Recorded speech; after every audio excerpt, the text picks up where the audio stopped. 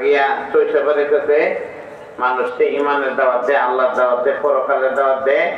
তোমাদের মত পথ যেভাবে চলতেছ এটার মধ্যে কোনো সুখ শান্তি নাই, একমাত্র আল্লাহকে মানার ভিতরে হইল সুখ শান্তি।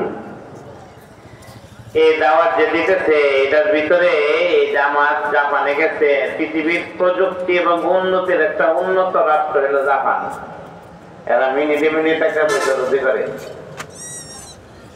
আমাদের তারা এটা শোনাইতেছে যে হুজুর জাপান থেকে এরা ফিরাইছা এই জামাত, এখন আমারে বলতেছে যে হুজুর আমরা জাপানে মানুষের যাওয়ানোর লেখা পাগল বাংলাদেশের লোকরা, আর আমরা জাপানে গিয়ে দেখে আসছি এরা কি অশান্তির মধ্যে আছে। সবাই কথা বুঝতেছি, আমরা এখান থেকে কোদাকুদি করতেছি জাপান যাওয়ানোর লেখা, আর হেরা অশান্তির কারণে মরণের লেগে কেমন কোদাকুদি করে এটা শুনাল।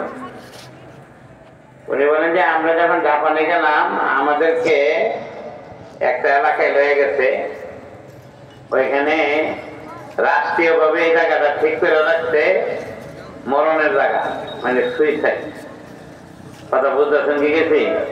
এই দেশের নিয়ম হইল কেউ যদি অশান্তিতে হইরা মহিলা যেতে মনে থাক, রাষ্ট্রের সরকারের কথা হইল যেন তেন যেখানে মনে সেখানে মরো না, জায়গা জায়গা ফাঁসিটা মরে থাকবা, পানি ডুবদা মরবা, দুর্লাভে থাকবা, এই কাম না কইরা যার যার দুনিয়া থাকতে মনসা না মরে যেতে মনসা, আমি জায়গা ঠিক করে রাখছি এক জায়গাতে মরে যেতে।